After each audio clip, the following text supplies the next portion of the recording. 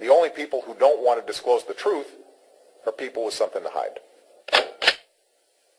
Dr. Jerry Corsi is our guy. Doc, I got your book on Hitler, too. I'm about halfway through it. I just wanted to tell you that. Hope you like it, Peter. I'm really enjoying it. I'm going to give it to a friend of mine, and then we'll talk. Okay. I remember, by the way, he's a Ph.D. from Harvard. He writes numbers of books. He has been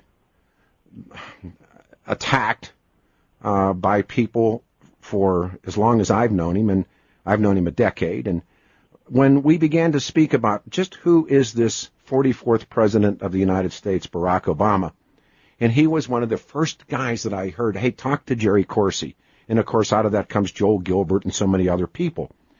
And I remember, Doc, I think it was like maybe 3.5, 4 years ago, the first time you said, and you had been to Hawaii, and they were really like they treated you in Africa. And you said to me, Peter, there's a new last name. If you would tell the audience what that new last name was, I believe you discovered it first. Yeah, I think I was one of the first to make it public. The Ann Dunham, who's the mother of Obama, on one of her passport applications when she was in Indonesia, when Obama was a child, a very young child, maybe 4 years old, 10 years old in this span, she applies to essentially, she's removing the name of her child, removing Barack Obama from her passport and getting him his own passport. In those days, a mother could have a child put on her passport instead of getting the child a separate passport, and she changes the name of Barack Obama to Soebarkah, which is an Indonesian name, Soebarkah, and the form crosses this out, which the form indicates you're supposed to do if, in fact, you're removing the child from your passport, and it's clear that from this that Barry Obama, or now Barry Soetoro, the president, as a child, was given somehow or other this Indonesian surname, which strongly suggests that he was given Indonesian citizenship, probably adopted. Mm-hmm. And, of course, it was a relevant issue in eligibility because it could have compromised Barack Obama's eligibility to be president. Absolutely. Now, what's important, and then we'll push it further. Yes. When you first said that, and it's pronounced Soebarkah, is that how it's pronounced? Soebarkah, yeah, not that's Soebarkah. How I've been pronounced. Okay. Soebarkah. That's how they say Indonesians say Soebarkah.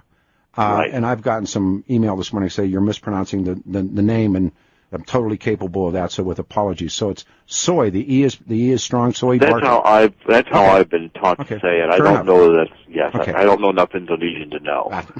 So when that happened, and Jerry became the worst human being in the history of talk radio. As I said, we were Nazis, we were Klansmen, we were bigots, we were racist, we were this, we were that, we're this, we're that. I added silver shirts this morning just to put an edge on it, right? But we were everybody. And because this never happened, there was no Soebarkah character. So now, what has turned up? Well, this associations, after Loretta Fuddy died, this religious group, they're often called a sect, which is Subud, S-U-B-U-D. That's how that's pronounced as well? I've been saying... Subud. It's like S-O-E-B-O-O-D is how you say it. Let me write that down. Subud. Seems to be Subud is how they say it. Subud. Okay. All right, gotcha. And it's named after a guy, right? Indonesian Muslim named Muhammad, et cetera, Subud, who created this. He was born in 1901. He died in 1987, and he created this cult, which was a sort of a meditation, although it's a very free-form meditation, in which you're supposed to identify with the God force, and the God force is supposed to give you instructions or center your life. And the Subud members meditate in groups. There's only about 20,000 of them in the world. But Loretta Fuddy, the Hawaii Department of Health head, who's certified, she went into this position like in March 2011, and by April, like within 2 months, she is certifying that Obama's his birth certificate is that they issue in the White House in long form, and on April 27, 2011, I'm about to publish a book on questioning, where's the real birth certificate? Where's the birth certificate? I remember that, sure, quite well. And she is the one who certified it. Well, Subud comes out and says she's a member. In fact, not only was she a member, she was the grand poobah, the grand head of the Subud cult in America for years 2006 through 2008. And to further verify it, researchers very quickly found a Honolulu Advertiser article from 2011 with a picture of Loretta Fuddy meditating at a Subud center. Mm-hmm. And this was, circulated around the Internet very broadly. What was, if I may, and again, that book, there was a horrible book, Janie Scott's biography. Yes, and anybody who read, and I did, A Singular Woman, The Untold Story of Barack Obama's Mother, that became a New York Times bestseller, done by a woman named Janie Scott, and Jack Cashell's an expert on this, but, the whole book is just not true. It's like everything else. But what is the relationship between Barack Obama's mother and the Subud cult and Loretta Fuddy? Well, Subud comes out and they have a newsletter in 2011, right after Fuddy's appointed, and they're saying, boy, now we've got one of ours in a position to help Obama, and by the way, her mother is associated with Subud and Dunham. And that was kind of an anonymous letter written into this publication, a Subud publication, and published. So it kind of suggested that there was a relationship, and the evidence was this Janie Scott's book. Yeah, right. She talks about it. Yeah. Well, she talks about a couple of instances where Ann Dunham appoints Subud members to teaching positions, and it's clear. I also know Wayne Madsen, who was, former naval intelligence, and Wayne is in Washington. He writes a newsletter. Mm-hmm. Wayne spent a month in Indonesia in 2011 tracking down the Obamas. And the Subud cult is one that Ann Dunham had to be aware of in Indonesia. It's unimaginable she didn't know about it. And I think she had sympathy for it because she produces this whole micro banking initiative with Ford in Indonesia and all through that part of the world. At the same time that Subud himself, the founder of the sect, is instituting world banking as an initiative for the group. Mm-hmm. They're just too much on theme together. Yeah. Ann Dunham never affirmed or claimed or, participated actively in the sect. I can't find that Ann Dunham participated in any religion actively. Was she linked to Loretta Fuddy?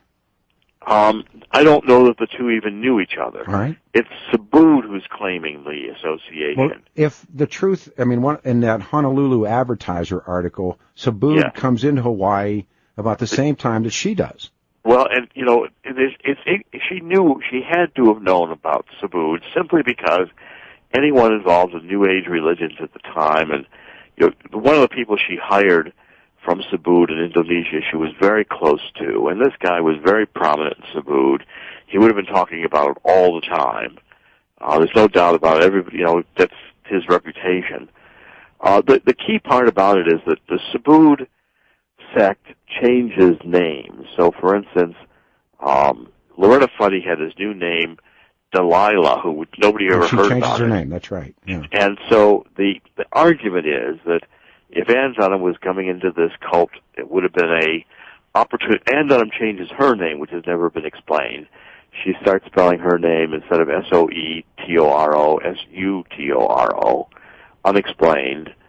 And she changes Barack Obama's name, which is the kind of thing the cult members tend to do. Yeah, that's true. Again, that's not proof she was part of the cult. There could be other reasons she changed all these names. Jerry, but it is very interesting and very suspicious. This is one of the best guys. It's 9 after the hour, 7:09. Please go to the website, 710knus.com, and follow along at home. You can see these 1968 apps. Now, as you and the greats have said, Ann's 65 passport, like so many other things, has been destroyed.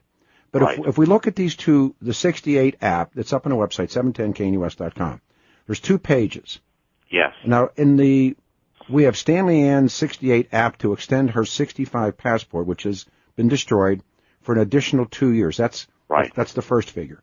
On the second page of the app, Ann moves to exclude her son. Correct. And that's where the name Soebarkah shows up. Yes. What does it mean? It means that she was trying to get a separate path. The only people who don't want to disclose the truth are people with something to hide.